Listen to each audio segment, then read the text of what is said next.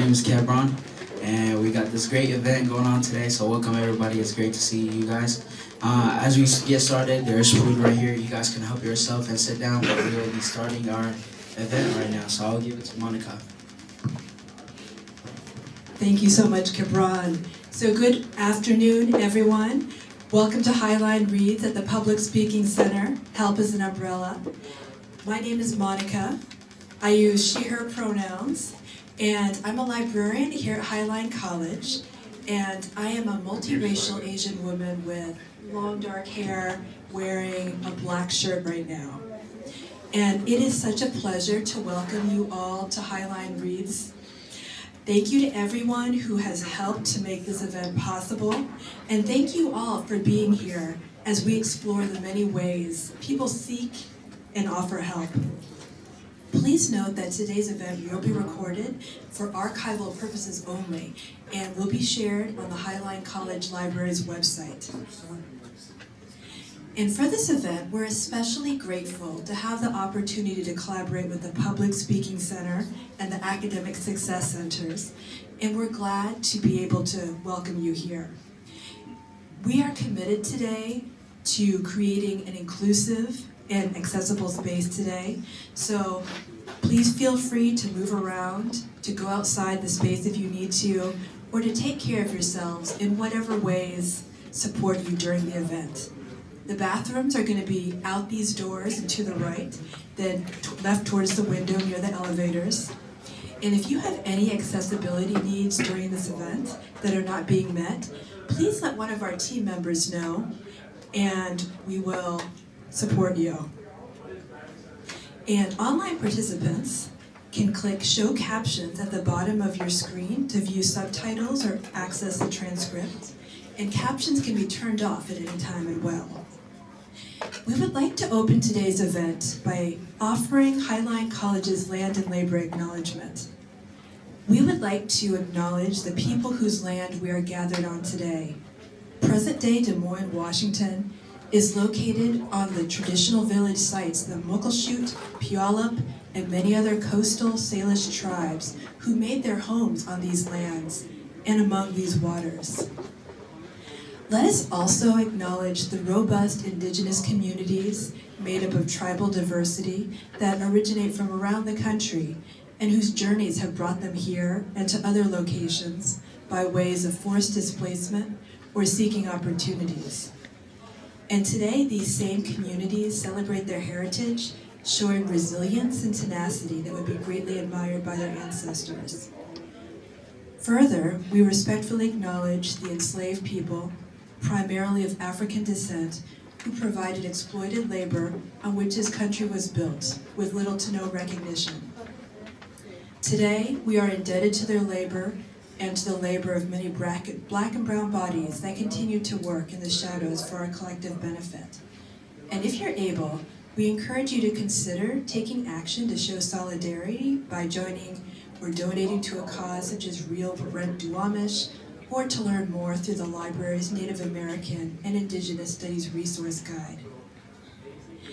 And so now we will pass things to Cabron, T, and Hadra, who will guide us through today's readings and discussions.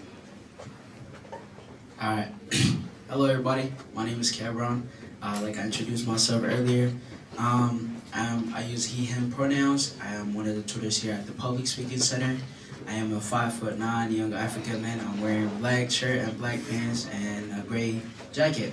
And I'm happy to see everybody here today.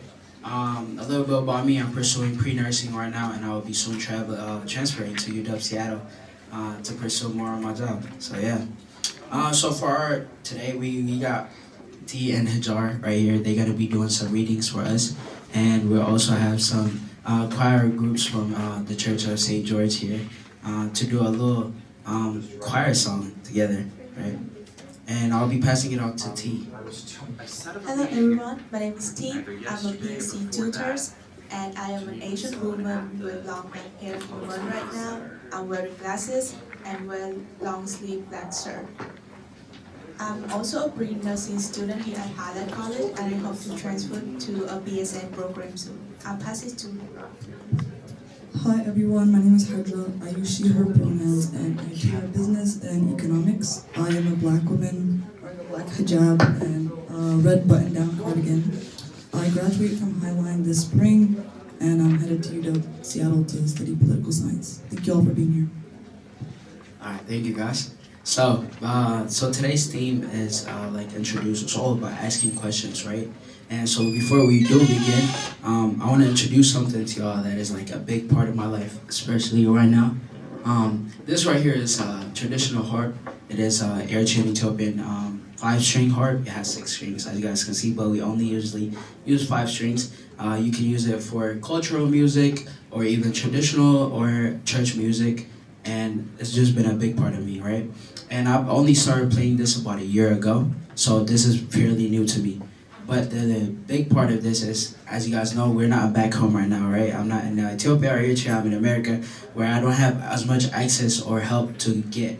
So the only way I can do this is by asking people around. And I have a great friend, his name is Samson, and he put me on to playing it, right? So with asking questions, that we all have this ego to like, maybe I don't need help, right? Maybe I don't want to do this. Maybe I can do this all on my own, but that's not the truth, right? I can't just get out of nowhere and grab this and start playing it. So I needed to ask help. So the big part of me is I had to put my ego down and start to ask questions and learn. Even if I'm not asking a person, I would be asking YouTube, right? I would be searching up how to play new tricks. And it's been almost a year now, and I think I'm at the level that I am right now because I asked those questions, because I got those helps. Before we do begin, as a kind of like introduction to this thing, I want to invite my friends here. This is Eden, this is Dina, and her name is Tagas. And we'll be showing y'all a little song that we would usually play using this instrument. It's called Bahadish Kariya Maskana, and then they can come up here and do a little bit.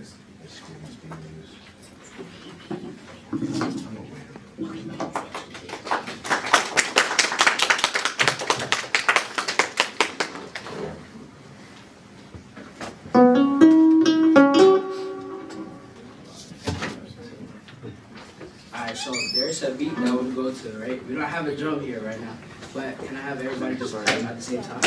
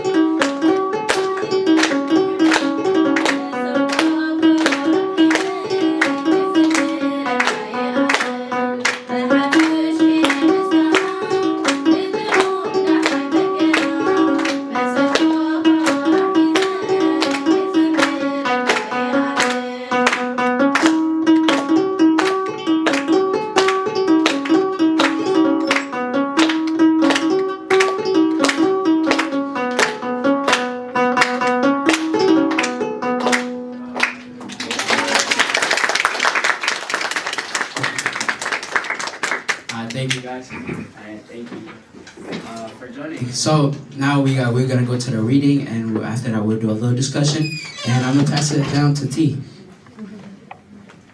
Hello everyone, and the book I'm going to read today is called Everything Begins with Asking for Help. It's on order at Highline Library and is published in 2019 and written by Kevin Braddock. He is a British writer and a psychotherapist. This book was written to explore depression through his personal experience, and he wanted to show how asking for help can be the beginning of healing. And before diving in deeper, I want to share a little bit of my experience related to asking for help. I often felt like I'm not good enough or understand enough to even start a question, which is why I always try to figure things out by myself first, and I just dismiss the feeling of needing help. But I believe asking for help is an essential soft skill, and I'm trying to become more comfortable with it. The first passage I choose is just a tiny, ordinary story between the author and his friends. I choose this passage because I see myself in the author friends who refuse help constantly. I'll start reading. Something that happened not so long ago when I was out on a winter walk with some friends over the Sound Down in southeast England. The morning had been bitterly cold, and some hours into the walk, one of our group complained of having chilly hands. He'd forgotten to bring his glove. I brought a second pair, so I offered them to him. Here, have these, I said. Oh, thanks, but it's okay. My friend swiftly replied, shoving his hand in his pocket and trudging toward the horizon. It struck me as odd, but I didn't ask why he refused the glove. Even though for a few seconds I thought about turning his refusal, along with the expression of heroic suffering on his face, into a binary joke, I didn't want to embarrass him.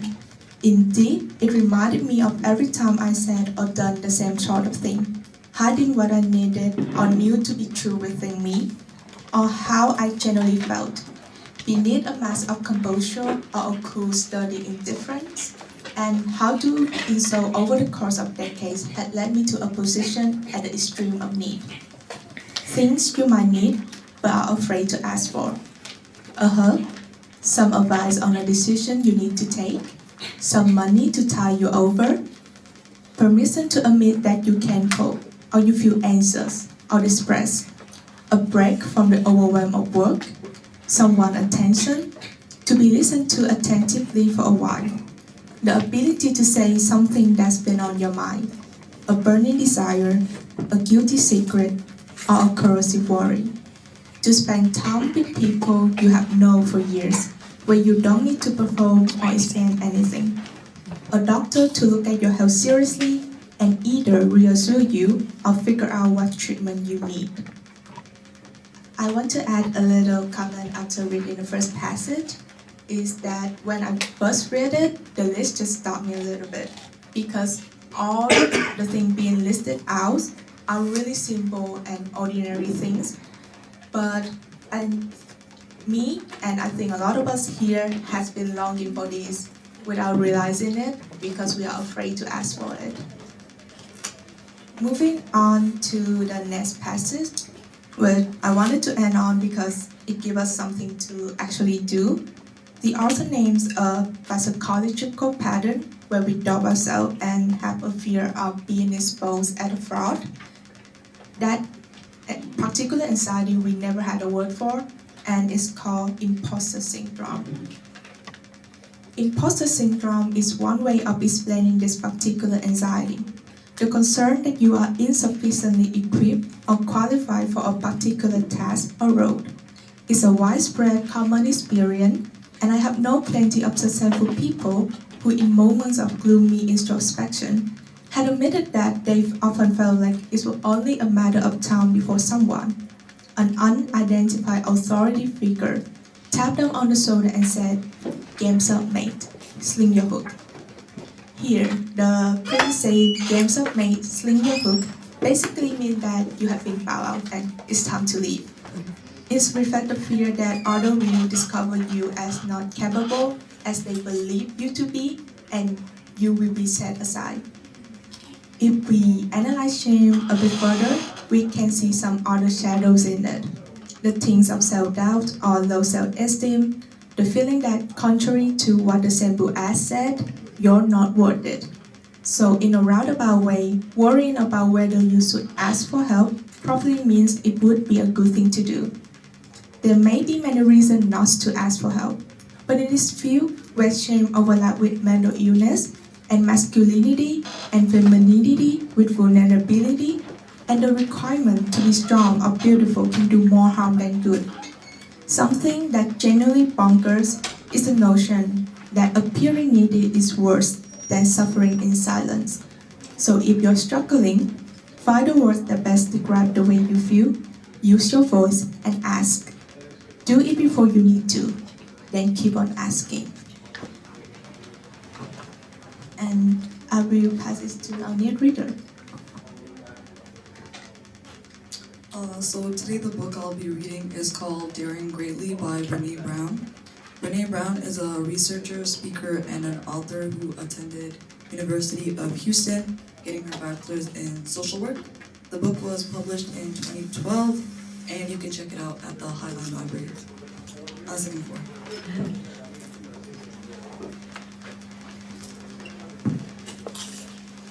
So as T was saying, and the biggest thing usually stopping people from asking for help is thinking that they can do it all alone. So in this section of reading, I'll provide research-backed evidence on how asking for help can better your life. Doing it alone is a value we hold in high esteem in our culture. Ironically, even when it comes to cultivating connections. Oh wait, before I start, I want to talk about my personal connection with asking for help, which is I tend to think about all the pros, like either when I ask for help I could learn, grow, and just benefit from it, or not ask for help, which could I'll basically be more confused and fall behind. So I think of the pros and they usually outweigh the cons. So I just take that leap and ask for help. Okay, now I'm gonna start. So, doing it alone is a value we hold in high esteem in our culture. Ironically, even when it comes to cultivating connection, I get the appeal. I have that rugged individualism in my DNA. In reality, walking alone can feel miserable and depressing, but we admire the strength it conveys, and doing it alone is revered in our culture.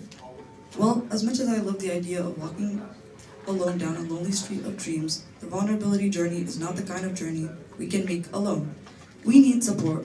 We need folks who will let us try on new ways of being without judging us. We need a hand to help us up off the ground when we get kicked down in the arena. Across the course of my research, participants were very clear about their need for support, encouragement, and sometimes professional help as they re-engage with vulnerability and their emotional lives. Most of us are good at giving help, but when it comes to vulnerability, we need to ask for help too. In The Gifts of Imperfection, I write, until we can receive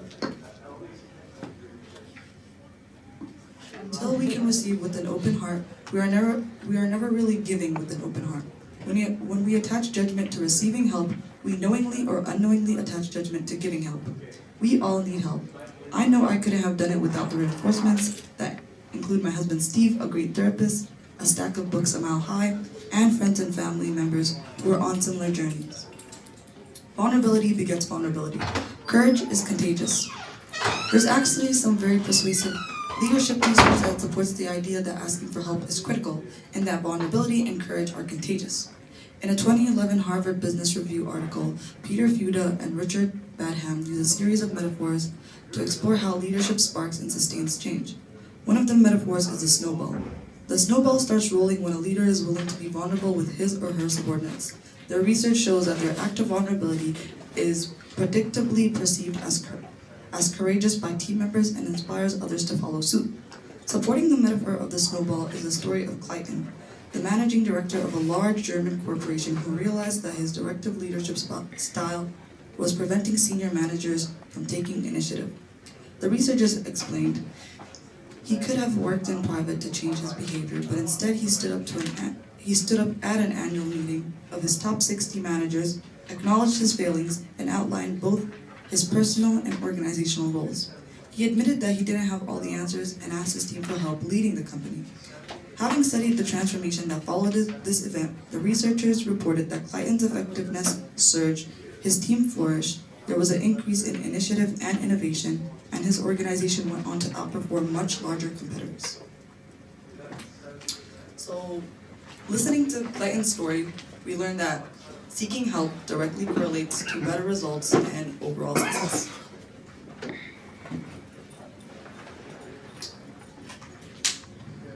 Another thing that tends to hold people back from asking for help is shame, so this next section will be about recognizing shame. Shame breeds fear. It crushes our tolerance for vulnerability, thereby killing engagement, innovation, creativity, productivity, and trust. And worst of all, if we don't know what we're looking for, shame can ravage our organization before we can see one outward sign of a problem. Shame works like termites in a house. It's hidden in the dark, behind the walls, and constantly eating away at our infrastructure until one day the stairs suddenly crumble. Only then do we realize that it's only a matter of time before the walls come tumbling down. In the same way that a casual walk around our house won't reveal a termite problem, a stroll through an office or a school won't necessarily reveal a shame problem. So, from the termite analogy, we can take away that we can't really see the issue of shame right away until it becomes too big of a problem.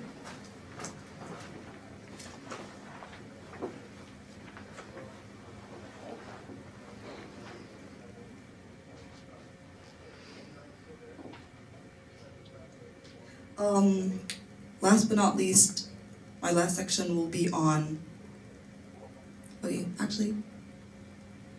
my last section will be on combating and understanding shame, and I'm gonna tell you a couple of practical steps you can use as soon as you walk out the door. Step 1, recognize shame and understanding its triggers. Shame is biology and biography. Can you physically recognize when you're in the grips of shame? Feel your way through it and figure out what messages and expectations trigger. 2, practicing critical awareness. Can you reality check the message and expectations that are driving your shame? Are they realistic?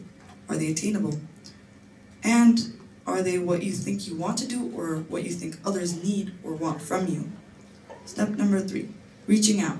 Are you owning and sharing your story? We can't experience empathy if we're not connecting. Step 4, sharing shame.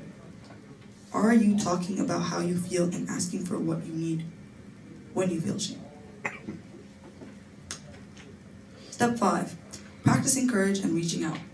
Yes, I want to hide, but the way to fight shame and to honor who we are is by sharing our experience with somebody who has earned the right to hear it. Somebody who loves us not despite our vulnerability, but because of them. Step 5, talk to myself the way I would talk to somebody I really love and whom I'm trying to confront in the midst of a meltdown. You're okay, you're human, we all make mistakes, I've got your back. Normally, during a shame attack, we talk to ourselves in a way we would never talk to people we love and respect. And the last step, own the story. Don't bury it and let it fester or define you. I often say this out loud. If you own the story, you get to write the ending. When we bury the story, we forever stay the object of the story. If we own the story, we get to narrate the ending. As Carl Jung said, I am not what has happened to me, I am what I choose to become. And wait. Step 6 resonates with me the most because I feel like a lot of people tend to be really hard on themselves, so it's good to have more positive self-talk and a positive outlook. Thank you, Achar. And to continue, I'd like to share a poem from one of our fellow PSC tutors, Ramla, who unfortunately couldn't be here today but wanted to contribute to our event. She also came up with the title for this event, Help as an Umbrella, which really connect to everything we've been exploring today. And I'll read her poem now.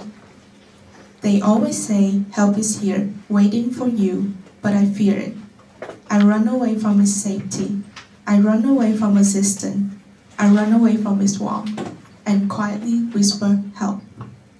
Rummaging through notes, looking for answers I know can't come for me. A silent voice screams, ask for help.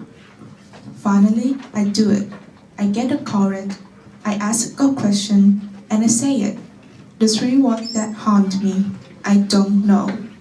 Help greets me, help like a warm hurt, await me at the door. Help like an umbrella protects me, help is always my best friend.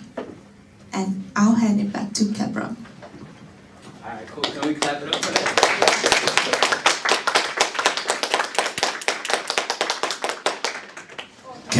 Okay, I'm having issues with these microphones. But thank you guys for listening, and thank you T and Hajar for those readings, and thank you to Rumlo, who is not here today. But that was a great poem, you know? And we just looked at different aspects of like the problems we may have or the feelings we may have towards asking help, right? From these readings, or even from that poem, right? So like, what do we feel? You know what I'm saying? Let's raise the hands. Like, what do we think about help? No, like when we want to ask for help, do we always feel comfortable asking for help? Yeah, man. Usually, sometimes people are apprehensive to ask for help because it's seen as a weakness to do something to ask for help. Like, kind of like it feels like it's like shame, kind of. Yeah, like shame. But you should feel. I think you should feel proud to ask for help when you need it. Yeah. So for those that didn't hear that, he basically said like there's people. Wanna? Cool. Does he want to say that again? Say it again? Love to hear you a little bit better. Usually, help is.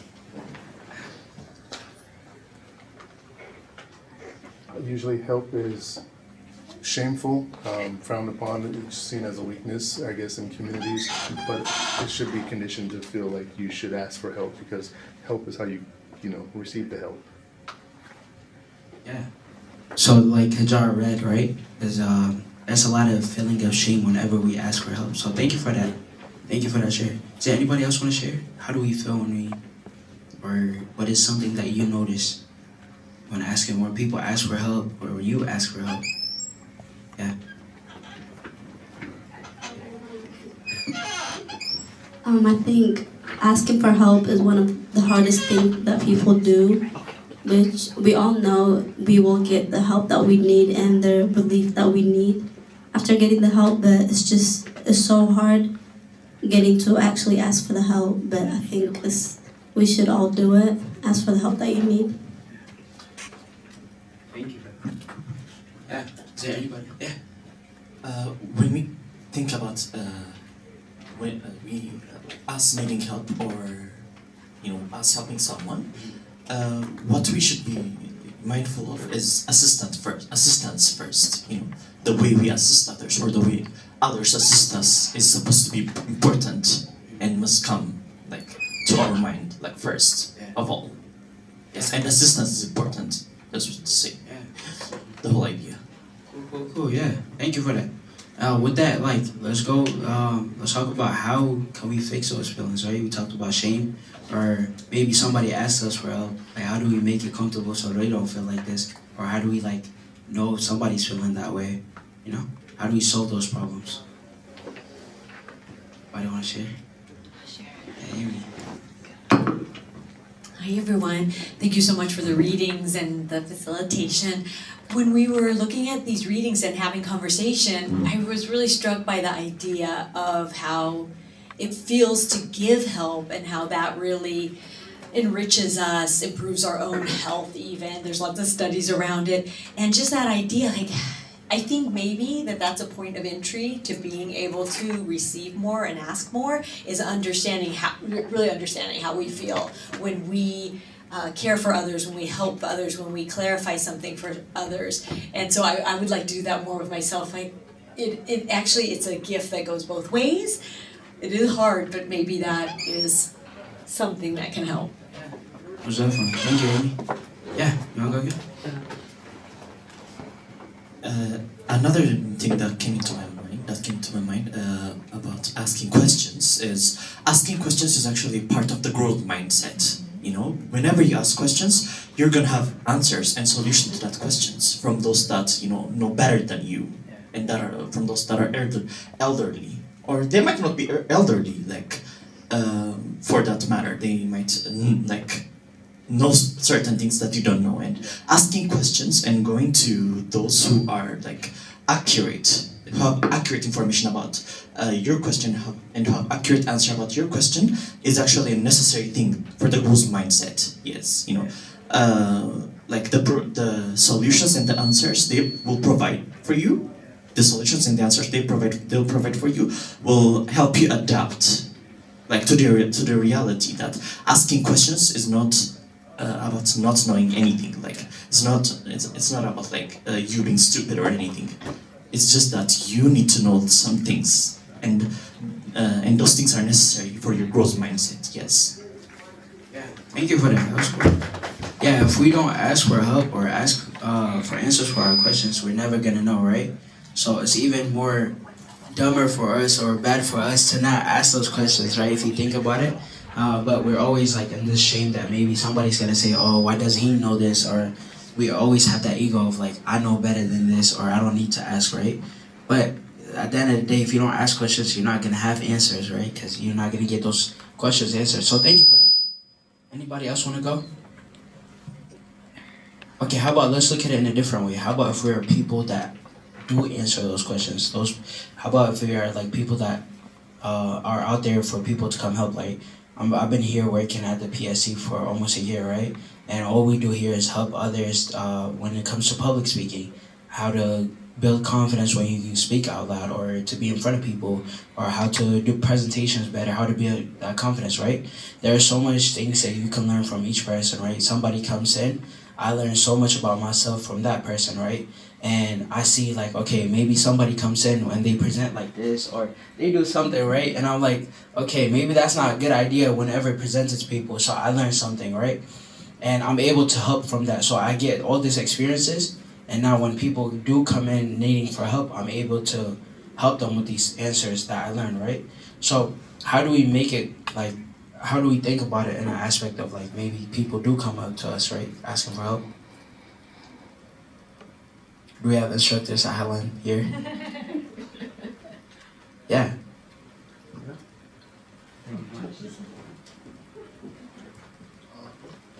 I've always felt that when you ask for help, it's nice when the person, like you're approachable, Yeah. easy to talk to. So like if you're not approachable, people like even if Yeah. they know you as a friend, if you're not approachable, they won't approach you. Yeah. Yeah. So, if you're not welcoming, you know, people like do take the energy and take it back, right? Maybe like he doesn't like me. Maybe he doesn't want to give me help, you know. So it's always great, especially as helpers, to understand those feelings. If we know there is shame out there, there's people that feel bad when asking for help, we should always think about that. And like, if we are the people are coming to us to ask for these helps, we should consider always like, all these things are always going around, right? We just looked at what T read and Hajar read, and we should always consider those things whenever people come up to ask. So like maybe smiling more, right? When people come to ask you for help, smiling more and being more welcoming and warm to them, right? And by the way, the reason the room is like this, when I first came in, it was not welcoming. It was just those big mirrors will be staring at you. The room was just white, the bright lights, right? It just felt like a prison cell. So we talked about it, and we're like, we need to get some lights here. We usually play some calm music. We just need to make that vibe of welcoming people, right? So it's always, I feel like as leaders or anything like that, it's always the job of the leaders to make everybody feel welcome, right? Yeah, is there anybody that want to add on, or, yeah? Like you said, I think one of the most important thing you could do to make someone feel comfortable and asking questions is to be a safe space, like you said. Yeah. It could be the environment that you are in, or even you as a person, like to be someone people feel comfortable in asking or coming to you for stuff.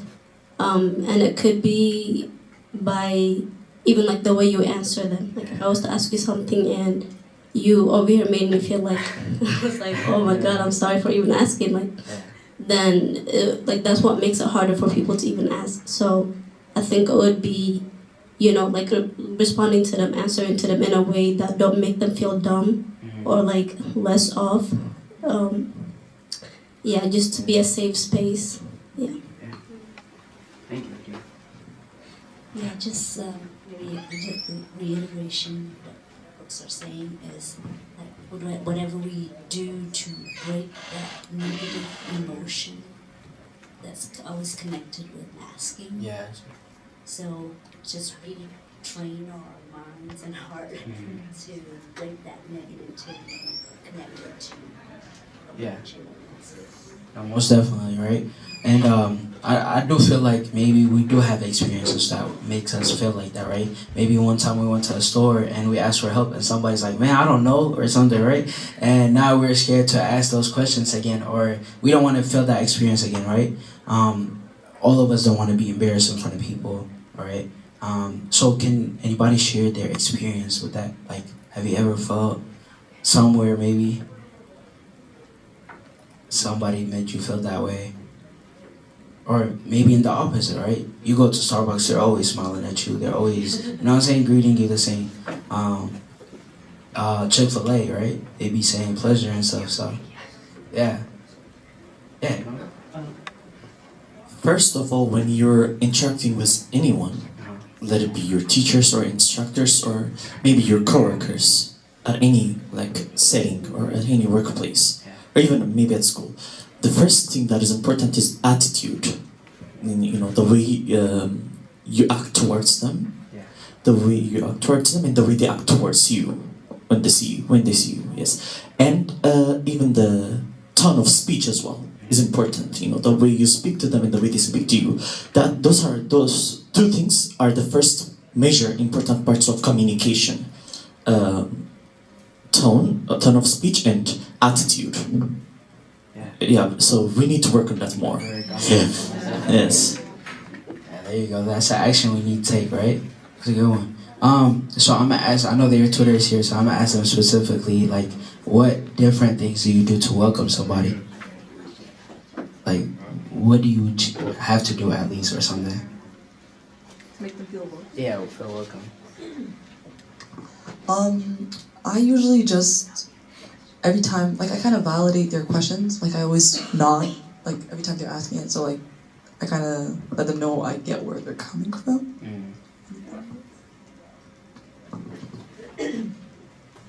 I would always smile at them, to be honest, Smile, and then listen to the question. And because I'm working in public speaking, so conversational skill is really important. And I love to discuss with them about like all the topic in the world they can come up with. Yeah, most definitely. Thank you. Yeah, so we do get a lot of international students here. They just want to work on their English, right? So it's like it is. I think we have to even take it to extra level to make them feel welcome, that to make them feel like heard. So we're always like, you know what I'm saying? At least me, to speak on myself, I'm always trying to smile, make them heard, feel heard, or make them like, you know what I'm saying, comfortable where they're at, so they can tell me all about their story. Part of like me helping them with their English, right? Yeah. Is there anybody that I want to share? I'll share. Yeah. I just wanted to add on to the shame factor that we talked about earlier that hinders people from, going out and asking for help. Like one thing I've noticed is like when people like come up to me and ask me for help, and like this usually happens to me a lot at like work, and it's because I work at like a froyo place, and so like a lot of people have like a lot of health like questions they want to ask me. Like some people are like gluten free or something like that. But usually we have like all the health and nutritional information like out in the front. But people like always still come up to me and ask me questions just to like make sure. And like one thing that I notice is like people are like excessively like apologetic about like everything they ask, because they're like, oh, like I already know, like it says it up here, but I just want to make sure. And so like it kind of makes me realize like you got to keep in mind like everybody processes information differently, and everybody has different learning abilities. So when people ask you help and they ask you for questions, you just gotta keep that in mind and like answer to like the best of your ability. And just like I think that's what makes people more approachable. Or if you feel like you're not approachable, I feel like that's what you can work on to be more approachable. But yeah, I just wanted to share that. Yeah, thank you for that. Yeah, that was... yeah. Anybody else? Just like in conversation with what she was saying, is like we have to be genuinely curious about the person we're talking with, we may not know the answer. I think we'll become in a position that we are there also to learn from the question that posed to us. Yeah, most definitely. So let's take a little theory, right? Let's say we just had the worst day ever, and we're at work, and somebody comes to help, right? And this happens to a lot of us, right? When people ask us, and we're not in the best energy ever. How do we go over that? Because I see myself struggling a lot of times trying to switch from that mode to being like all this happy and nothing is going on in my life. Like I'm here to help you. You know, it takes a lot. So how do we become that help for others? Any tips or tricks? I'm gonna take notes. It's for me. Anybody want to share? Yeah.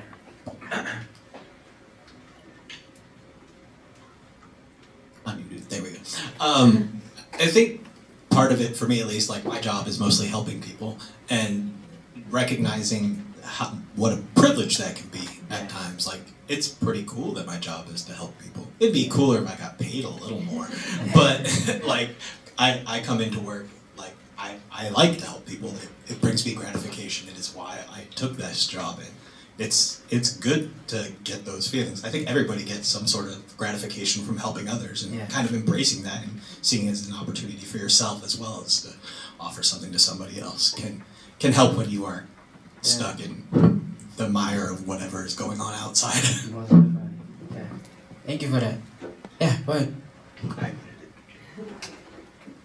Sorry. Yeah, just speak into it, myself. Sorry. Okay. Tap it, bye.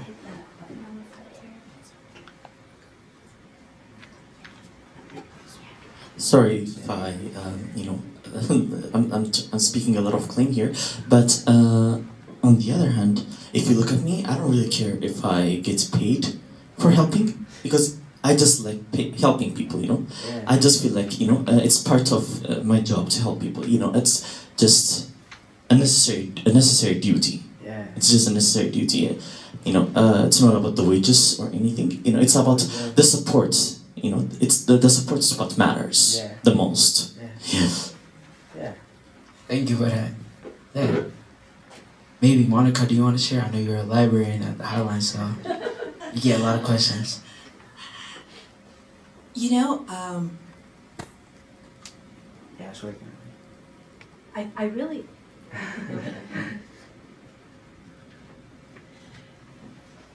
one of Yeah. There you go. One of the things that I've noticed is that, I really enjoy my job because I get to help students and because I get to help people. And so one of the things I've actually noticed is that it kind of gives you, I don't know, it's almost like a helper's high where you can see that it impacts your mood and you really enjoy helping people and you miss that sort of feeling when you don't help people. Yeah. Yeah, so you get overly used to it to a point where you start missing it. That's a great feeling. And I feel like after helping somebody, right, I think it's like in human nature to always feel good about it. Like even if you're having a worse day, if you help somebody and it genuinely works out, I don't know, me personally, I have to always feel good about it. So, yeah. Anybody else want to share? Somebody that hasn't shared, maybe? Yeah. I think remembering that the person who came to ask you the question, I think remembering that they felt comfortable enough to come to you for help, and I think that should make you feel proud, for being that person, that they can come to ask for help, and then also understanding that that person might have, they probably were building up courage to come and ask you, and they were probably nervous and all that. I think you should, think of that for that person, I guess. Yeah. Thank you.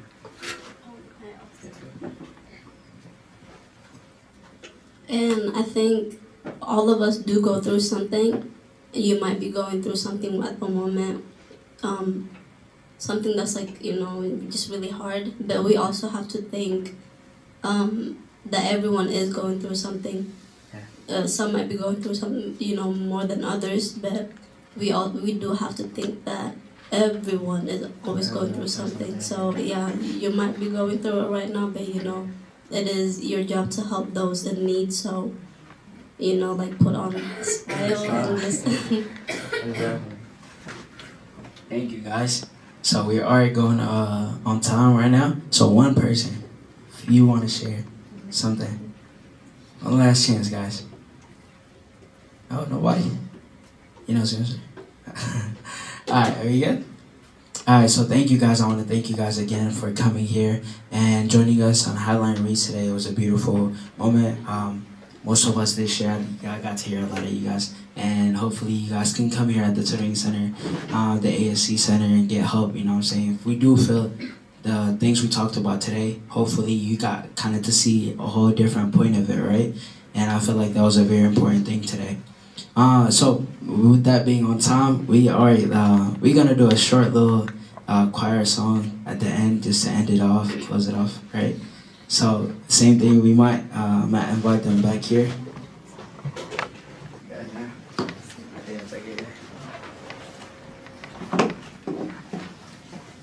Okay, so this song, the beat is gonna go a little faster. So we'll try to catch it. So just follow them with the beat. It will.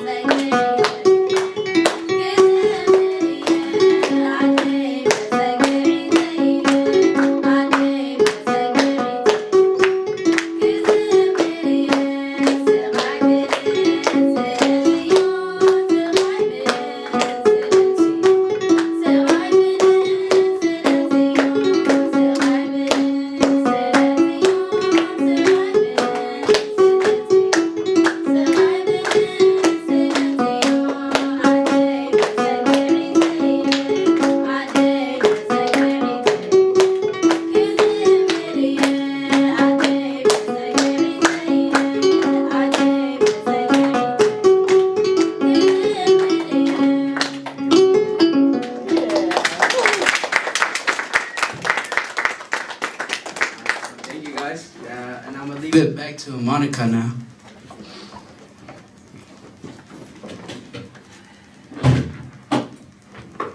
Thank you. Let's see. You gotta take your mic off. Yeah, go ahead, take Thank you so much, Kebron, T, Hadra, and all of the beautiful musicians. Thank you. This was such a thoughtful and, inspiring celebration of reading and music and asking for help. And I want to thank all of you as well for joining us today and for helping to create this space of discussion and for creating such a reflective and welcoming space. If you would like to learn more about the Highline Reads program, including future events and recordings from today's event, you can visit the Highline College Library website. And we also want to remind you that the Academic Success Center, located here on the 6th floor, offers free tutoring in math, in writing, in public speaking, and many other subjects. And you can learn more about tutoring services through the Highline College website. And before you leave, we would love to get everybody's feedback on today's event. And please complete the survey QR codes are listed on the handouts on everybody's sheets or everybody's seats and throughout the center, and it will be posted in the event chat. And your anonymous feedback, we really do read your feedback and your comments, and we use these to improve our future events. And we just want to thank you all for taking the time to join us. And we wish you all a smooth and successful end to your quarter. Thank you all so much.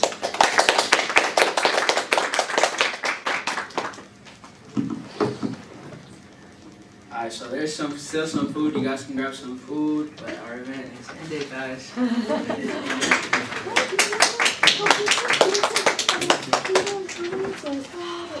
Thank you, Kelly, for facilitating.